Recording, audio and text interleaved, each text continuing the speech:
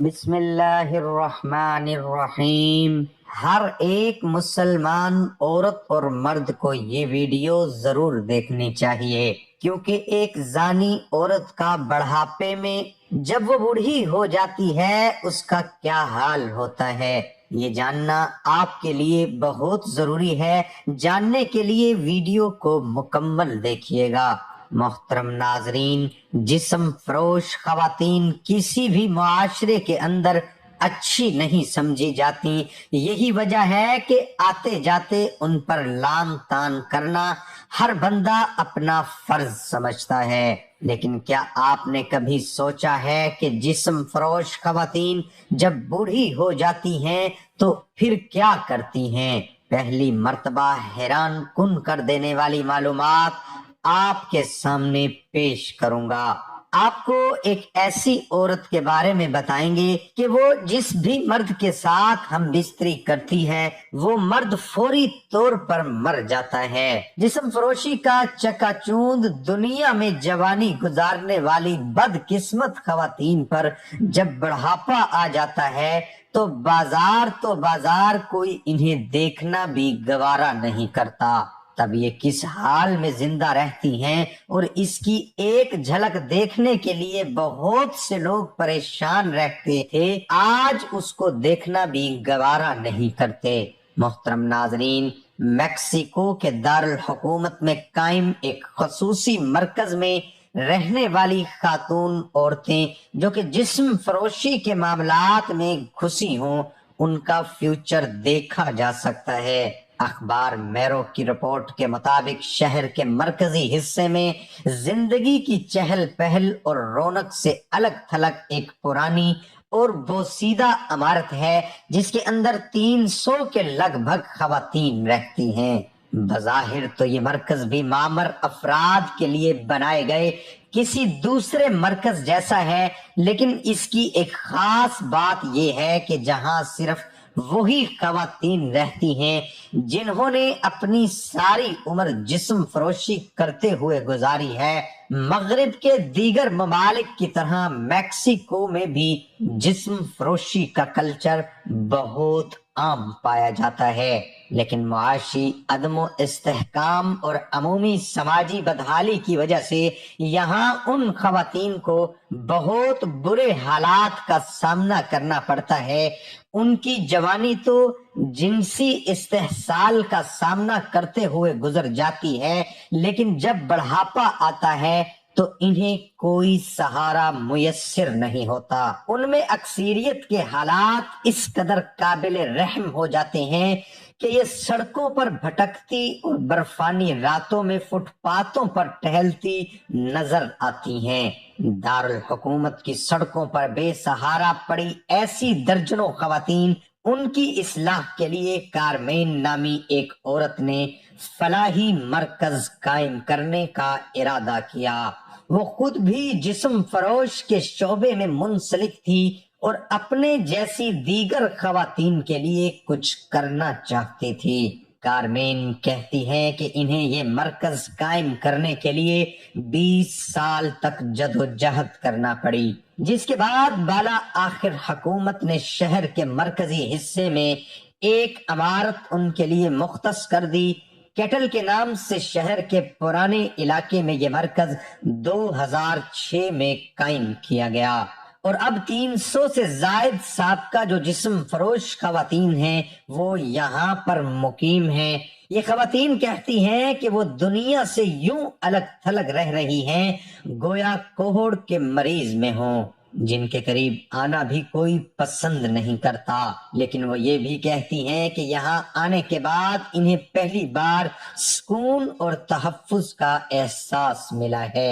اگرچہ یہاں پہنچنے کے بعد ان میں سے اکثر ماضی کی زندگی سے نجات ملنے پر شکر گزار نظر آتی ہیں، مگر کچھ ایسی بھی ہیں جو اب بھی کبھی کبھار ماضی کی یادیں تازہ کرنے کی کوشش کرتی ہیں، لیکن پھر مایوس ہو کر واپس لوٹ آتی ہیں۔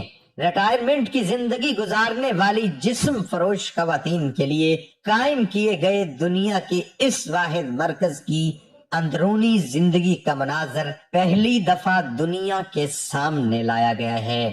انہوں نے میکسیکو میں جسم فروش خواتین پر تحقیق کرتے ہوئے 8 سال صرف کیے اور اس تحقیق کی بنیاد پر ایک کتاب بھی تحریر کی۔ محترم ناظرین، اب بات کرتے ہیں اس عورت کے بارے میں جو جسم فروشی کے دھندے کے ساتھ منسلک تھی اور جس بھی مرد کے ساتھ وہ رات بسر کرتی وہ فوری جان سے جاتا تھا۔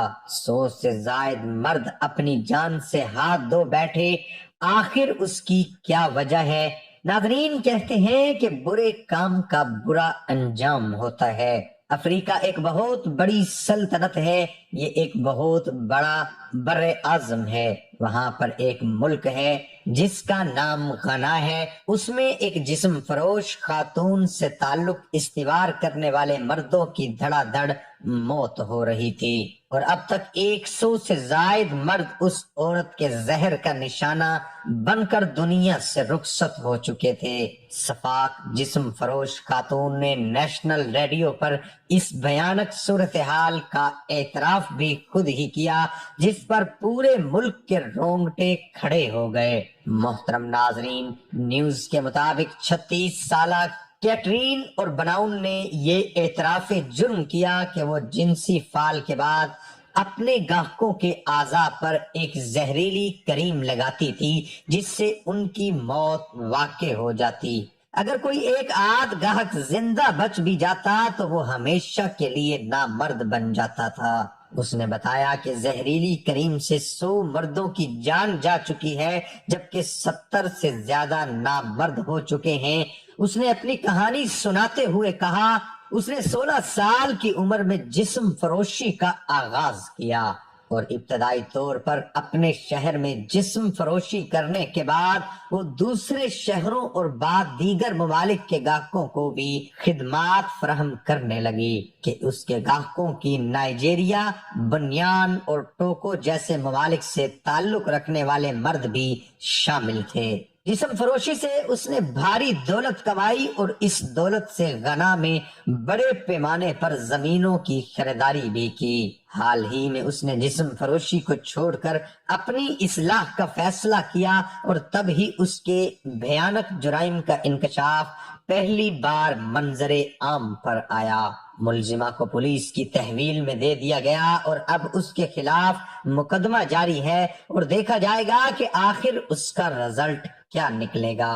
دوستو، آج کل گرلز ہاسٹل میں لڑکیوں کو ایسے خواب دکھا کر تباہ کیا جاتا ہے جن کے بارے میں سن کر آپ کے پاؤں تلے سے زمین نکل جائے۔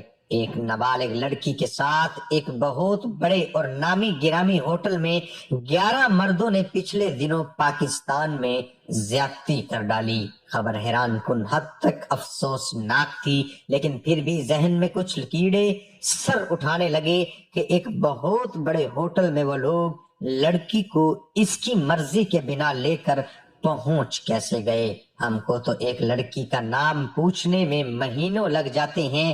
شکار کون ہے جو لڑکی کو سیدھا 5 سٹار ہوٹل کے کمرے تلے لے گئے اور کسی کو کانوں کان خبر بھی نہیں ہوئی؟ معاملہ ہماری سمجھ میں نہیں آ رہا تھا، اس لیے ہم نے اپنے ایک دوست سے پوچھا جس نے ہمیں بتایا کہ یہ ایک لڑکی کو لے کر گئے کمرے کے اندر جہاں پر لڑکی کے ساتھ 11 بندوں نے کارروائی ڈالی۔ اب یہ جو معاملہ، یہ جو بڑا عجیب سا تھا، یہ سین کچھ یوں ہے کہ ہمارے دماغ کے اندر جو بات آتی ہے وہ یہ ہے کہ کچھ لڑکیاں جو کہ 14-15 سال پہلے آپ کو یہ بتا رہی ہوتی تھیں، ان مڈل کلاس فیملی سے تعلق رکھنے والی لڑکیوں کو آزادانہ کسی امیر لڑکے سے ملوا دیتے ہیں اور وہ لڑکے ان کا جنسی استحصال شروع کر دیتے ہیں۔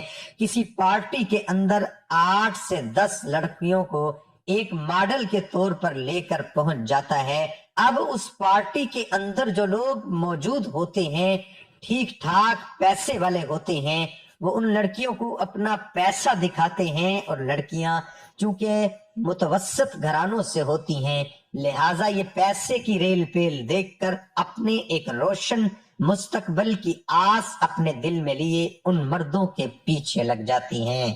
اب وہ مرد انہیں ہر جگہ لے کر جاتے ہیں، لڑکیاں آگے سے انکار بھی نہیں کر سکتی، اور جب یہ ان کے ساتھ آنا جانا شروع ہو جائیں تو اس کا مطلب یہ ہوا کہ اب ان کی زندگی برباد ہونا شروع ہو گئی ہے۔ محترم ناظرین، اب اگر کوئی لڑکی جو ان کے ساتھ اٹھتی بیٹھتی ہے وہ یقیناً نشہ کرنا بھی شروع کر دیتی ہے۔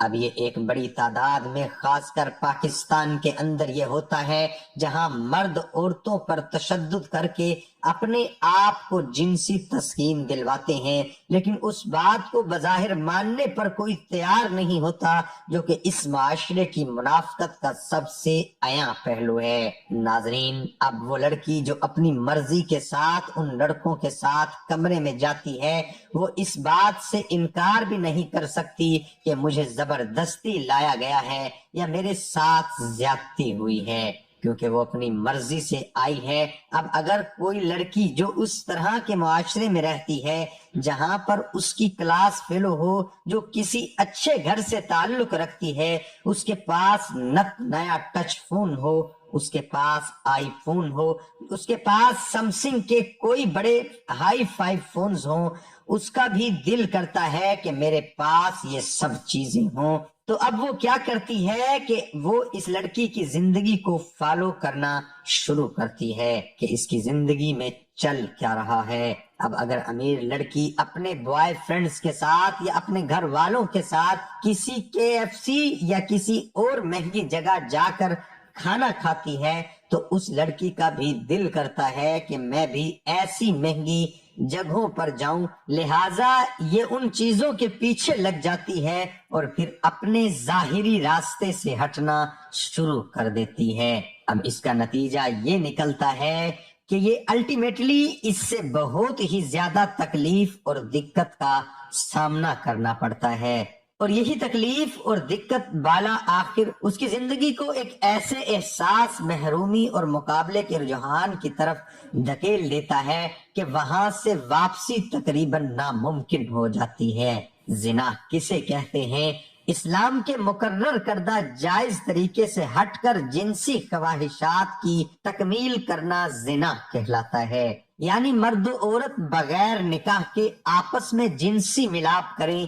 زنا اور لواطت دونوں کے لیے وعید ہے، یعنی کوئی مرد کسی عورت کے ساتھ یا کوئی مرد کسی اور مرد کے ساتھ یا کوئی عورت کسی اور عورت کے ساتھ جنسی ملاپ کرتے ہیں تو یہ سب عرف میں زانی شمار ہوتے ہیں۔ اللہ پاک ہم سب کو زنا جیسے ناپاک کام کرنے سے ہماری حفاظت فرمائے اور ہمیں شریعت کے مطابق زندگی بسر کرنے کی توفیق عطا فرمائے، اور اللہ تعالی ہمیں کامیاب زندگی گزارنے کی توفیق عطا فرمائے۔ آمین ثم آمین۔